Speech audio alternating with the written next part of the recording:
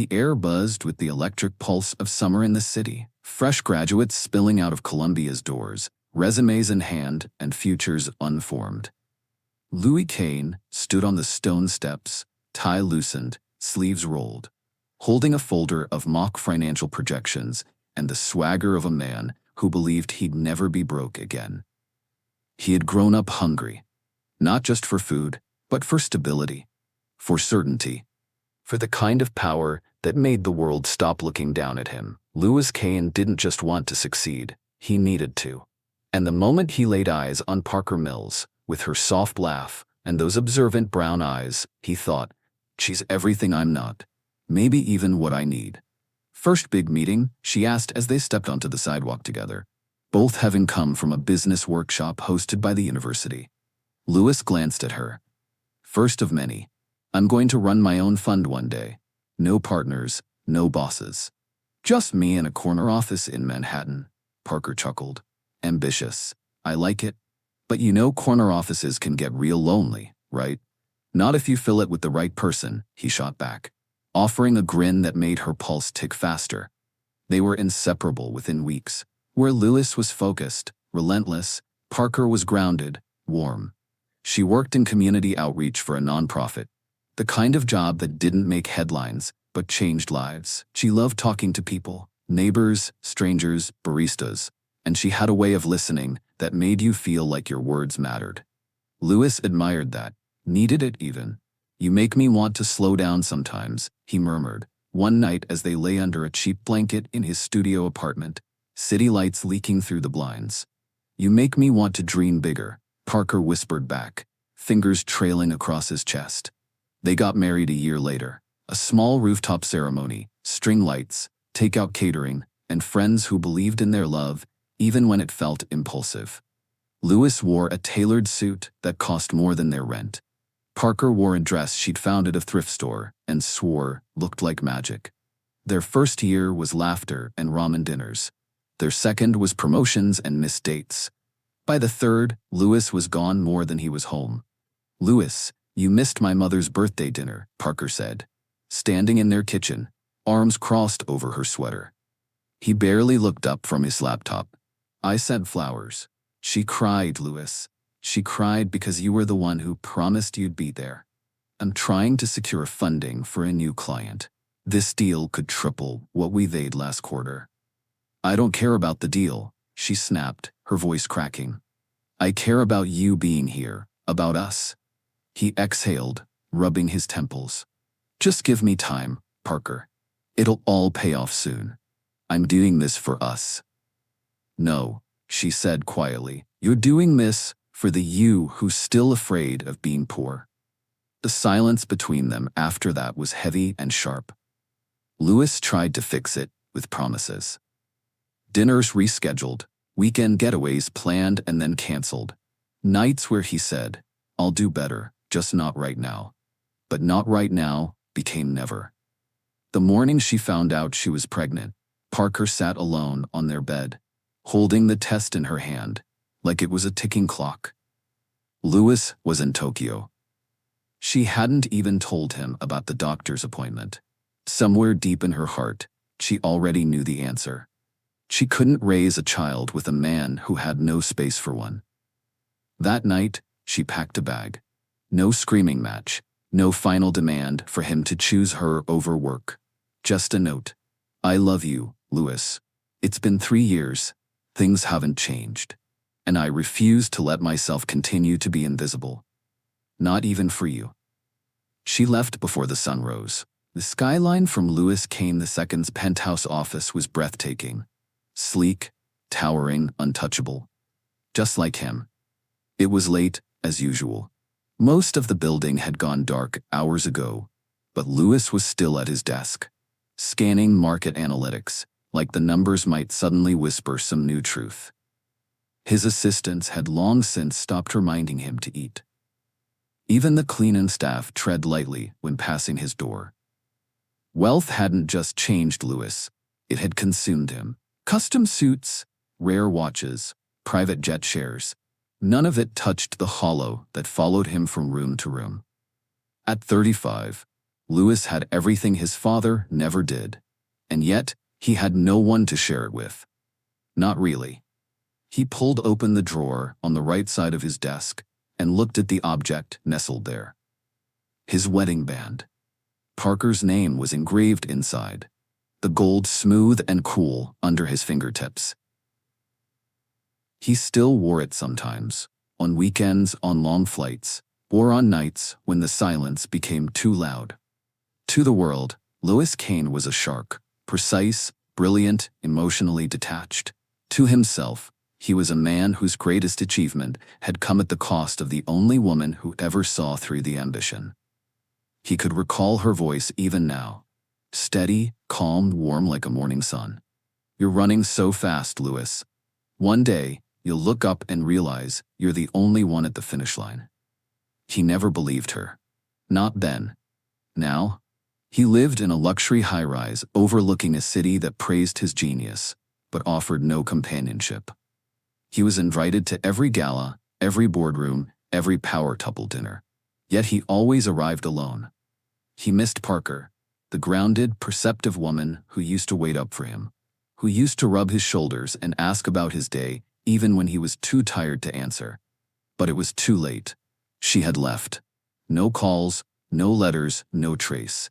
And Lewis, true to form, buried himself deeper in deals, deadlines, and distractions, pretending that missing her was just nostalgia. Only it wasn't. It was regret. And it was growing. The rain had just stopped in Charlotte when Lewis Kane's car pulled up to the glass tower housing Graywell Investments. He hadn't wanted to take this trip. A regional merger wasn't usually his thing anymore.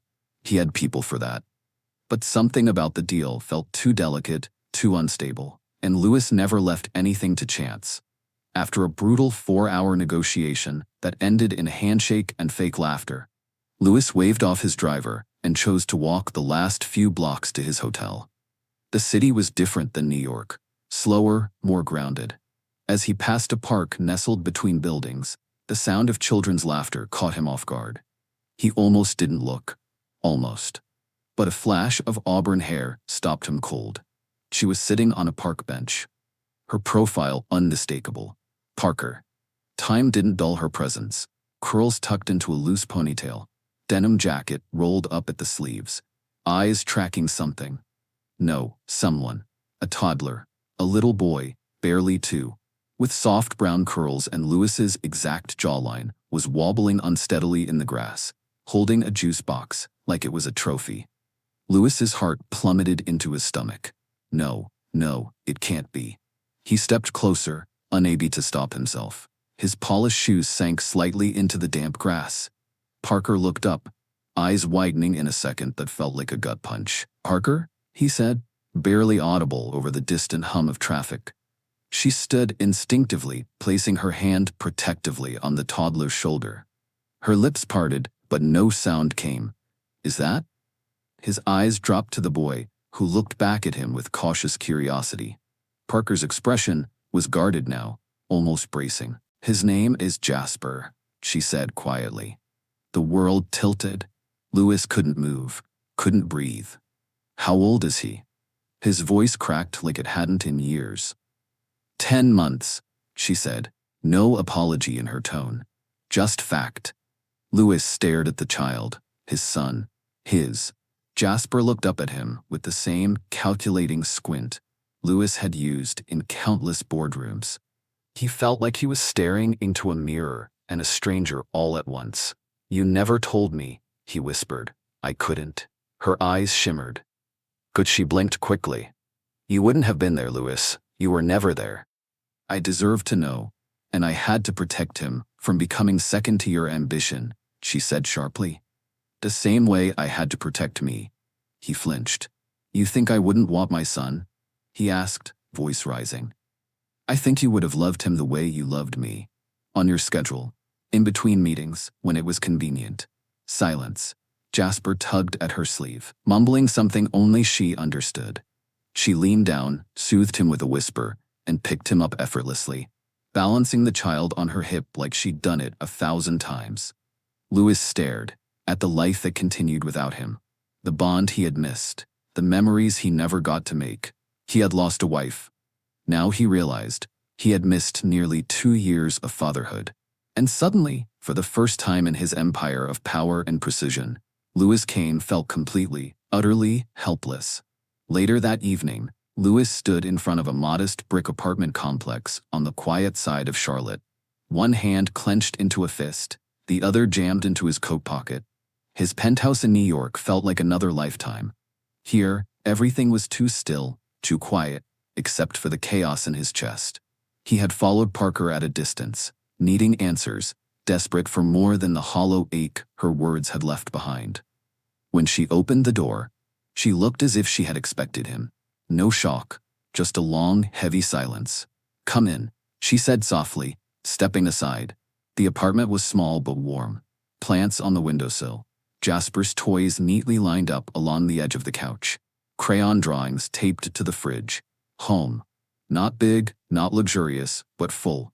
He stood awkwardly in the living room, unsure if he should sit or scream.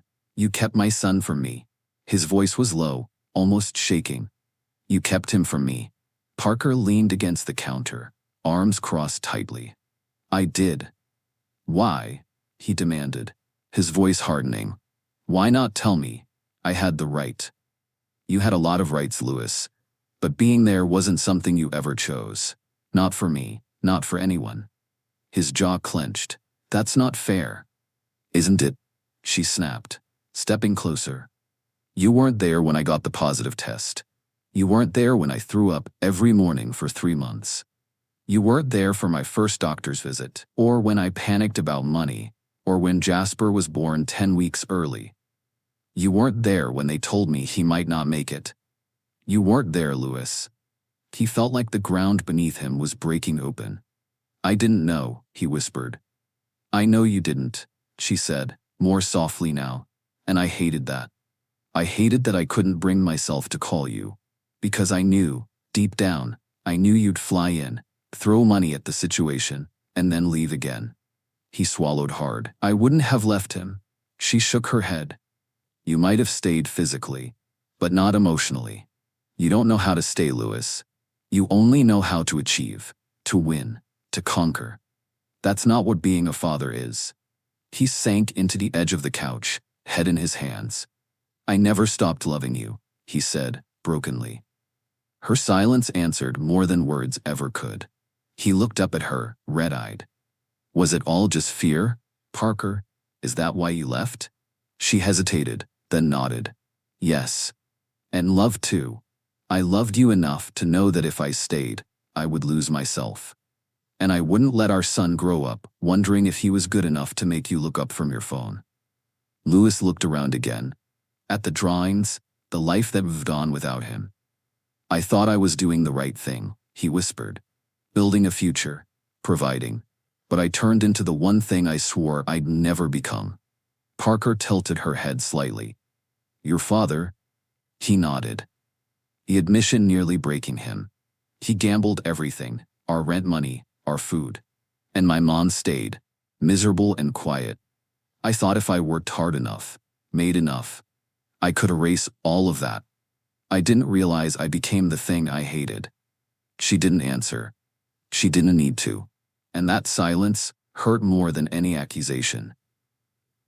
Lewis stood in the middle of Parker's living room, the weight of her words anchoring him to the floor.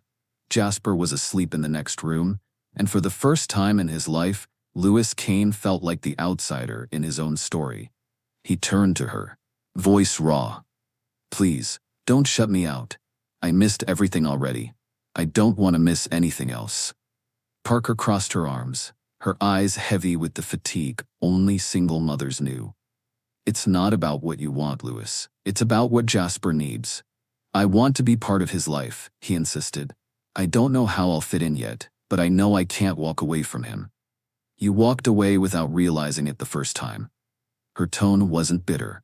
It was tired, guarded. She'd learned to protect her peace. He stepped forward, dropping his shield. "I can't change the past, I know that. But I can fight for the future." Parker's lips pressed together. "And what does that mean to you? A trust fund? Private school? Trips with a nanny to balance your work calendar?" No, Lewis said, shaking his head. That's the old me. The man who thought money fixed things. Then who are you now? She asked, searching his face. Because Jasper doesn't need a donor with a platinum card. He needs a father. Someone who shows up at daycare pickups and wipes down high chairs. Someone who sings the same song over and over until he falls asleep. Lewis swallowed hard. Let me prove I can be that man. She arched a brow, wary. How? He took a deep breath. Give me 6 months. Her arms dropped, the air stilling between them. 6 months? As a full-time dad. No assistance. No work excuses. I move here, figure it out. Diapers, daycare, bedtime stories. If I fail, if I walk away, even once, I'll leave. No custody battle, no drama. I'll walk away and never fight you on it. Her jaw clenched, unsure if this was desperation or sincerity. But if I don't fail, he continued, voice thick with conviction, if I earn your trust and Jasper's, we revisit what we once were, as a family. On your terms. Parker stared at him for a long, quiet beat.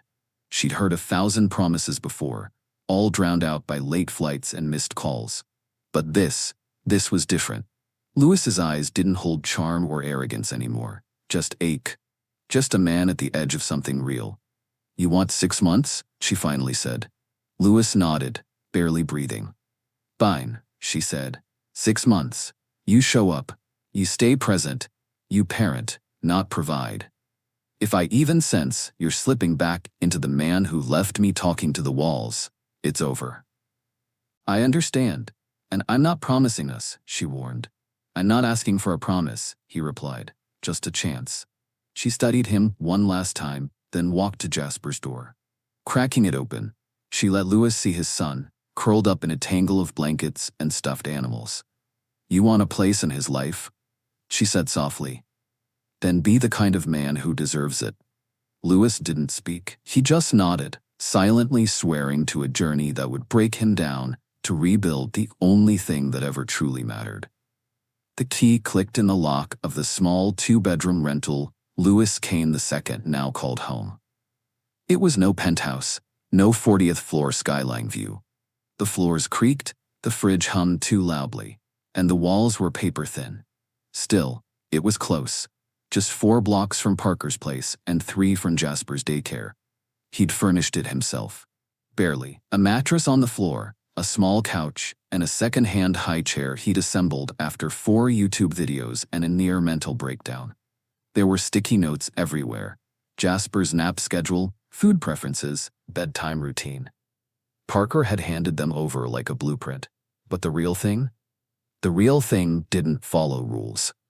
The first morning alone with Jasper, Lewis stood frozen in the kitchen, holding a spoonful of lukewarm oatmeal while his son launched blueberries onto the floor like mini grenades.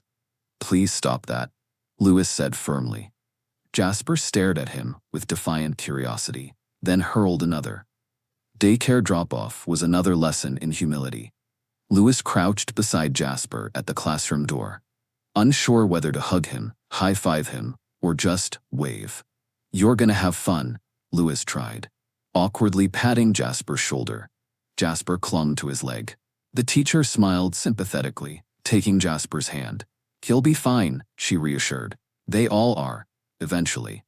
Lewis stood there a full minute longer after Jasper disappeared inside, staring through the window like he'd just left a piece of his heart in someone else's care. Nights were the hardest. Jasper hated baths, hated the dark, hated socks, and Lewis, on more than one occasion, sat in the hallway outside Jasper's room, head resting against the wall, listening to his son cry himself into sleep despite all his best efforts. He burned grilled cheese, twice. The microwave became his best friend. He learned that toddlers could detect vegetables with frightening accuracy, and that bedtime books had to be read in a very specific tone, or else it didn't count. Still, little by little, things changed. One night, after yet another failed attempt at making a proper dinner, Lewis gave up and settled for frozen chicken nuggets. As he placed the plate in front of Jasper, the little boy looked up at him and said, "Dada." Lewis froze. Not daddy, not papa, just Dada. Jasper didn't smile when he said it, didn't even seem to know what he'd done, but the word echoed inside Lewis like a cathedral bell.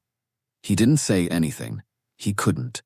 He just nodded, swallowing the emotion that threatened to escape as he cut the nuggets into smaller pieces. Later that night, Jasper fell asleep in Lewis's arms for the first time. The weight of the boy's body against his chest was unfamiliar, but it didn't feel wrong. It felt like something he never knew he needed. Yet, even as the days passed, Lewis struggled privately. Every mistake made him question if he was becoming his father. A man who showed up late and left early, who used guilt and money to silence pain. He wasn't sure what good fathering looked like. He only knew what not to be. But still, he showed up. Every morning, every tantrum, every moment of spilled milk, of sleepy cuddles, of diaper blowouts and accidental giggles. And slowly, a new version of Lewis began to emerge. Not the man with the polished portfolio, but the one who knelt in the dirt beside his son to collect rocks, who memorized the names of Jasper's stuffed animals, who listened more than he spoke. The office smelled like lavender and quiet. Lewis sat stiffly on the leather couch, arms crossed tightly over his chest. The room was warm. Intimate, too intimate. A bookshelf lined the wall. Framed art spoke of calm. And a ceramic mug sat on the end table, steeping something herbal.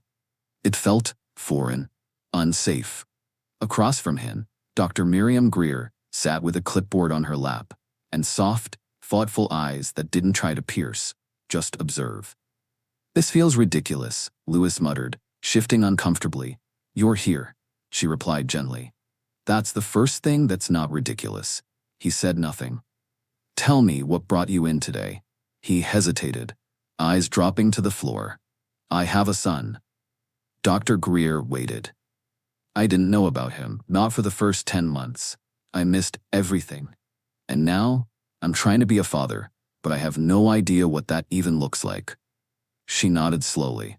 "And what does fatherhood mean to you?" Lewis let out a humorless laugh. "That's the problem. My father, he was a gambler. Slept during the day, lied at night. Every time he made money, he blew it. Rent, food. Stability, gone with one bad bet. My mother stayed, and I thought that made her weak."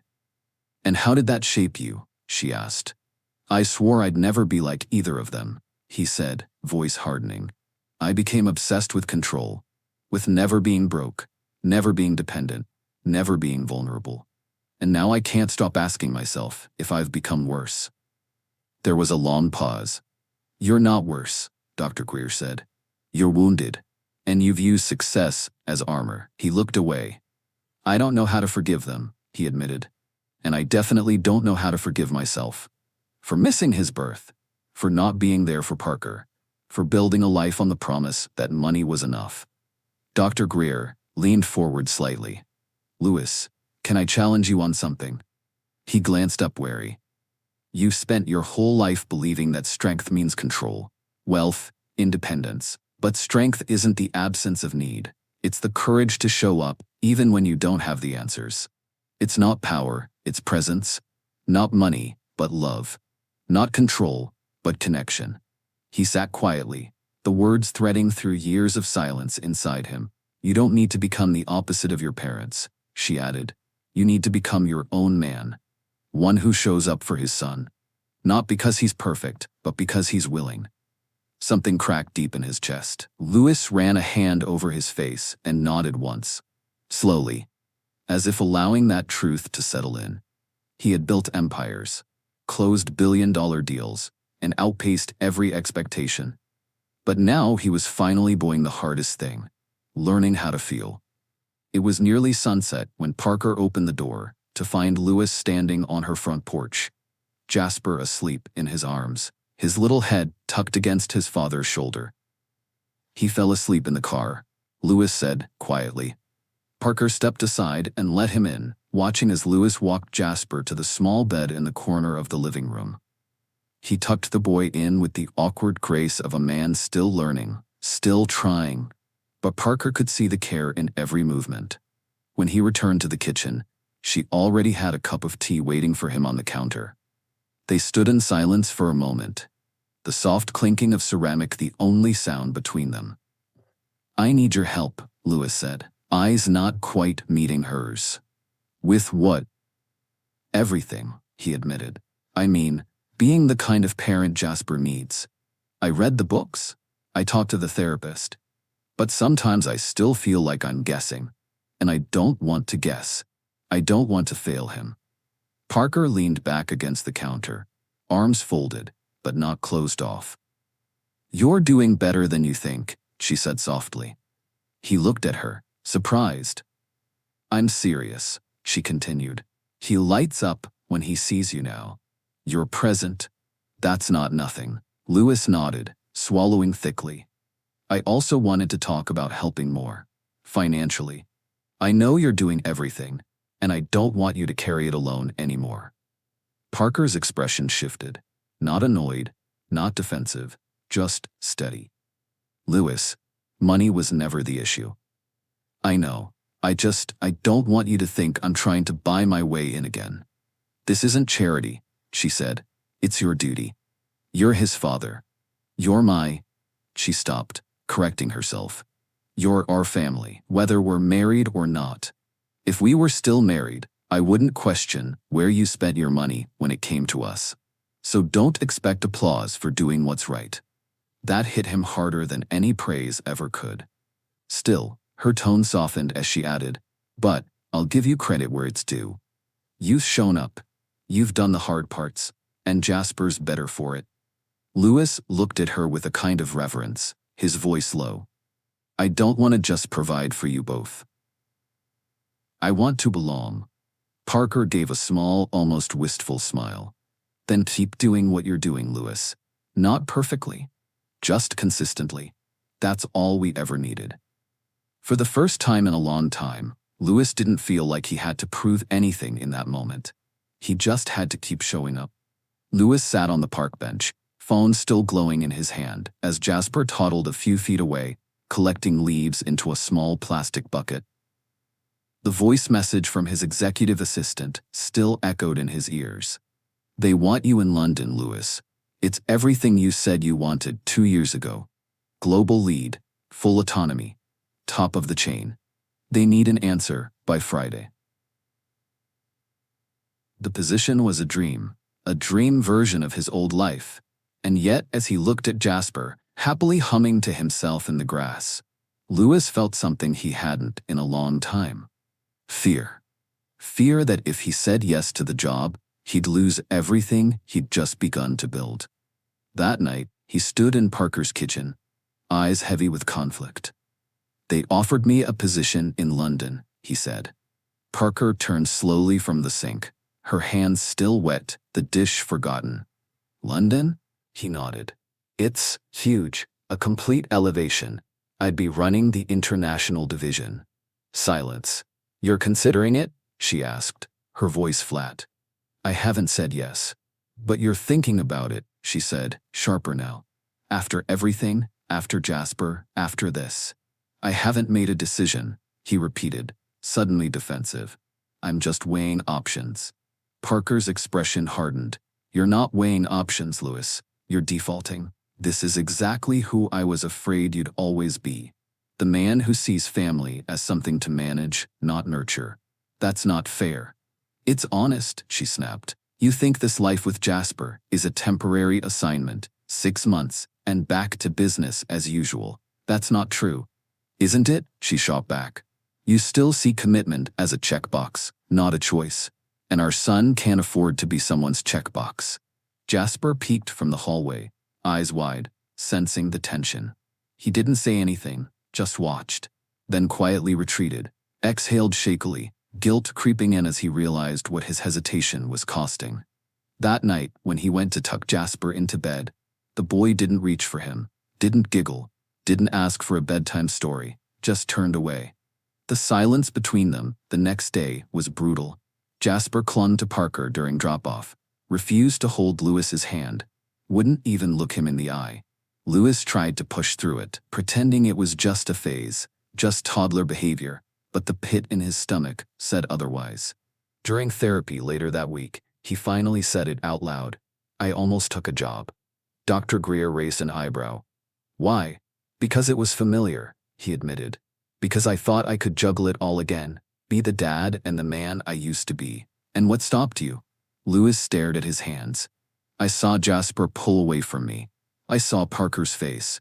And I remembered what you said. Show up. Even when it's hard. There was a long pause. And it's hard, he whispered. It's so damn hard. But you're still here, she said softly. He looked up, eyes damp. Yeah, I'm still here. The morning was still when Lewis stepped into Parker's backyard. Jasper was at daycare, and the house was quiet except for the rustle of wind through the trees. Parker sat on the porch, a book in her lap, her expression unreadable as she looked up at him. He stood there, for a moment, nervous, not as a man with power or polished words, but just a man with something real to say. I turned the job down, he said. Parker blinked slowly.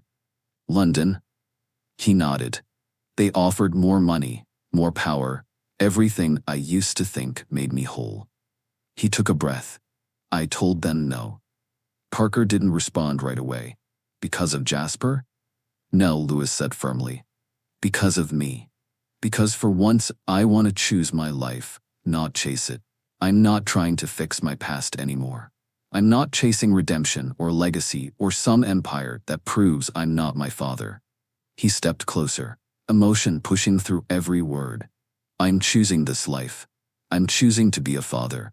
I'm choosing to show up, day after day, whether you ever take me back or not. I love both of you. I'm learning from my mistake. I can't lose the both of you again. I can't explain the joy in my heart every time I see the both of you. Parker's throat worked around a reply, but none came. I didn't make this decision for you, he said. I made it for me. Because I don't want to live another day, being a man who builds wealth but leaves love behind. Her gaze was steady, and in that stillness, something unspoken passed between them.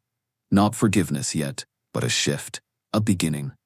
Later that week, Lewis stood in front of a small rundown house, his childhood home. He hadn't been back in years. The door opened slowly to reveal his mother, older, frailer, but still with the same wary eyes. Lewis? She said, surprised. He nodded once. Hi, Mom. Inside, his father sat in a recliner, watching a muted game show. The TV flickered against the dark room like a ghost of routine. Lewis stood between them, unsure where to begin. I'm not here to argue, he said. I need to understand. His father looked up, clearly unsure what to say. For a man who had once controlled every conversation with charm and manipulation, he suddenly looked small. I've spent most of my life resenting you, Lewis continued, voice steady, for the gambling, the instability, the silence. And I blamed her, he nodded toward his mother, for staying, for letting it happen. His mother's lips trembled. I didn't know how to leave. I know, he said, softer now. And I didn't know how to forgive. A pause.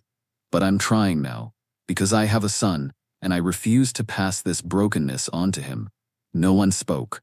No, I'm sorry, I was wrong from his father. But something shifted inside Lewis. Later, as he walked out the door, his mother reached for his hand. He let her hold it. It wasn't healing, not yet, but it was the start. Back at home, Lewis picked Jasper up from daycare. The boy looked up at him, a smile spreading across his face, like sunlight breaking through clouds. Dada. And this time, when Jasper ran into his arms, Lewis caught him without hesitation. Parker had learned not to trust easily, not anymore. So as Lewis kept showing up, day after day, she watched, not with anger, not with hope, but with quiet observation, the kind of patience you develop when you've been disappointed too many times. At first, she thought it was a performance. She'd seen him turn on charm in boardrooms, win people over with confidence and careful timing. Maybe this, Jasper's bedtime routines, the messy hair, the effort, was just another campaign, 6 months of effort to earn a win. But something told her to wait, to watch just a little longer. Jasper's birthday fell on a Thursday. Parker had invited just a few neighbors, a handful of kids from daycare, and Lewis, of course, though she didn't expect much. That morning, Jasper ran to the front window and squealed, "Dada's here." Parker nearly choked on her coffee. She stepped outside to find Lewis balancing 3 helium balloons, a folding table, and a cake box he'd clearly tried to decorate himself. "I canceled the Samson deal," he said casually as he set everything down. She blinked. "What?" "The investment group in Miami. They insisted the only time they'd meet was today." He shrugged. "I told them I had better plans." He didn't say it like a man expecting praise. He said it like a man who had made a choice. One he didn't regret. A week later, Parker dropped by his place unannounced to return Jasper's favorite stuffed dinosaur. She noticed something sitting on the kitchen counter, an open leather-bound notebook with photos inside. She flipped through a few pages, curiosity winning. "Dad and me journal. First haircut, first spaghetti night. The time Jasper wore mismatched shoes and insisted they were perfect." The caption under one photo read, "I thought I'd be teaching him about life. Turns out he's teaching me how to live it." She carefully closed the book, heart tightening. Another evening, she picked Jasper up early from Lewis's place and found a flyer on the entry table. "Real men, real stories. Support group for fathers healing from childhood trauma."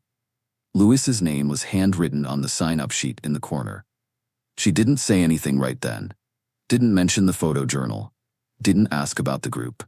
She didn't need to, because for the first time since she'd left him, Parker began to believe it wasn't a performance. It was transformation, and it was real. The waiting room was quiet, walls lined with soft gray paint, and the scent of fresh eucalyptus. Parker sat in a chair near the window, legs crossed, hands folded in her lap.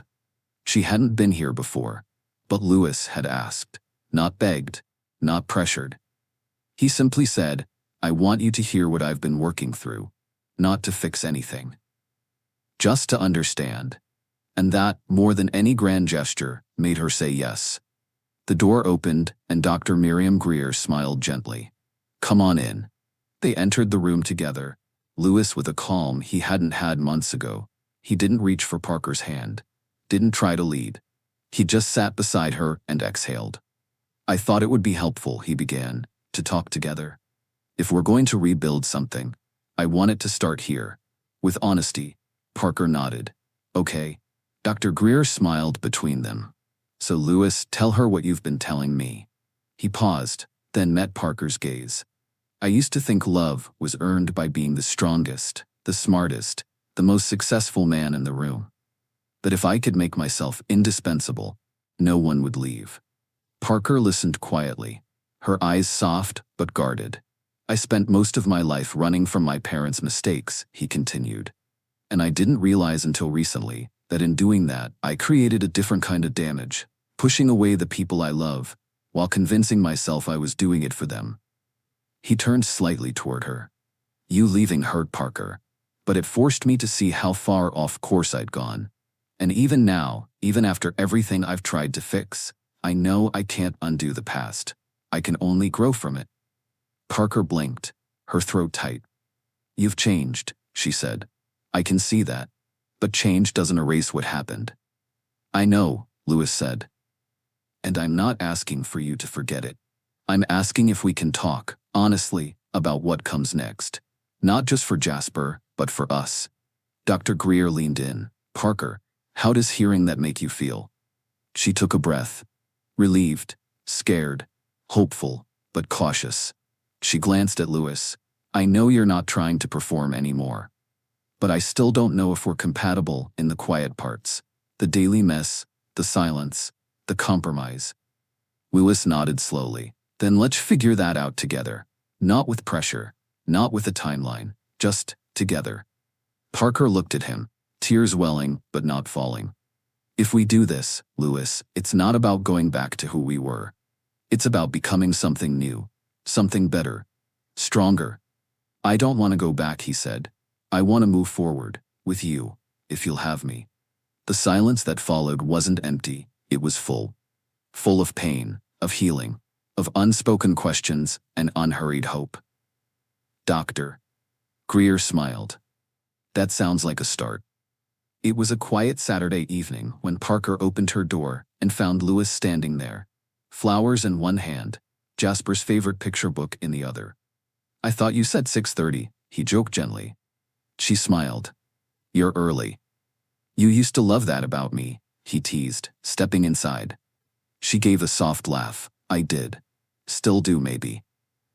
The table was already set, nothing fancy, just pasta, garlic bread, and wine. Jasper had fallen asleep early after a park playdate, and the house held that peaceful stillness that only came when a child was deeply, blissfully exhausted. They ate in easy silence, the comfort between them no longer forced.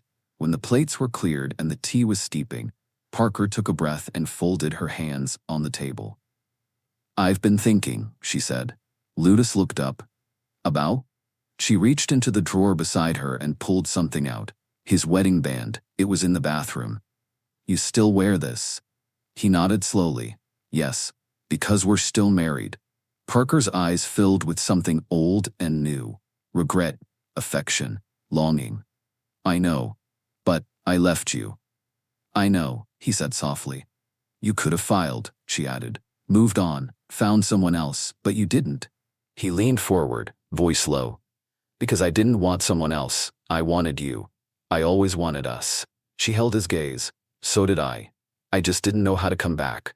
I was afraid, confused. But going to therapy has helped. And I want to keep healing. I want to come back to us." His breath caught.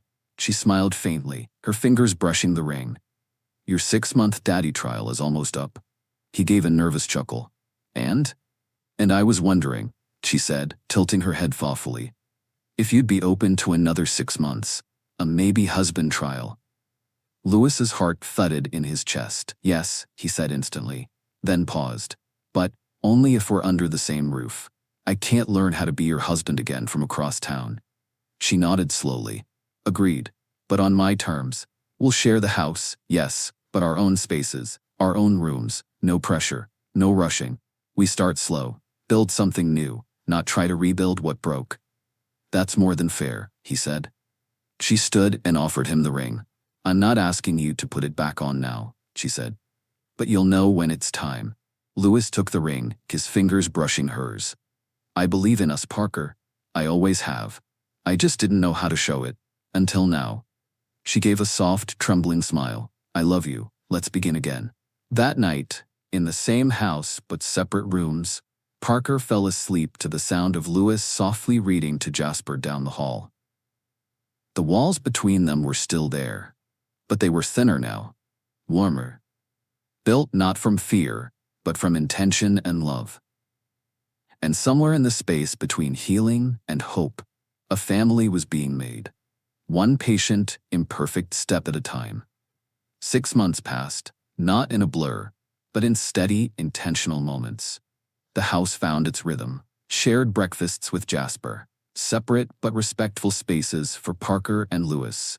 Quiet evenings that turned into deeper conversations. The emotional distance that once defined them was replaced by gentle proximity. Proximity built on patience, therapy, and presence. Lewis no longer worked 70-hour weeks. He had officially stepped back from the firm, handing over leadership.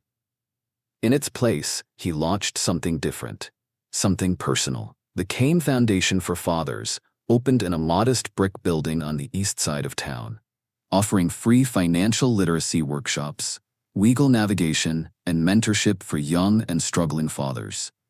Lewis taught the first class himself. "This isn't about being perfect," he told a room full of nervous young men. "It's about showing up, even when no one ever showed up for you." The men nodded, many holding babies in their laps. He saw in their eyes what he once felt in his own, a hunger to be better, to try. Parker watched from the back of the room that day, arms crossed, a soft smile on her face. She wasn't there to judge him. She was there to witness him. 6 months later, the maybe husband trial came to its quiet end. By then, Parker had moved into the master bedroom on her own terms. They took turns making dinner, co-parented with ease. The ring had stayed in Lewis's pocket until the day he finally knew it was time. It was a Sunday morning when he found her in the backyard, barefoot, sipping coffee, Jasper running around her in superhero pajamas. Lewis stepped outside, heart pounding. He took a breath. "I know we're technically still married," he said with a nervous smile. Parker looked up at him, amused. "Technically? But I don't want us to live in technicalities, Parker. I want us to live in truth, in new beginnings." He dropped to one knee, pulling out the ring. "Will you marry me again? Not because we never stopped, but because I finally showed up to be the husband you deserve." Parker blinked back tears, her hand over her mouth. She nodded. "Yes, Lewis. Yes." Jasper cheered from the garden, like he knew exactly what was happening. He placed the ring on her finger. Through every diaper change, every canceled meeting, every bedtime story, and every morning, he showed up not as the man he used to be, but as the man they needed him to become. A father, a husband, a whole man. Finally, home. Thank you for listening to Green Tea Tales. Help support our channel with comment, like, and subscribe.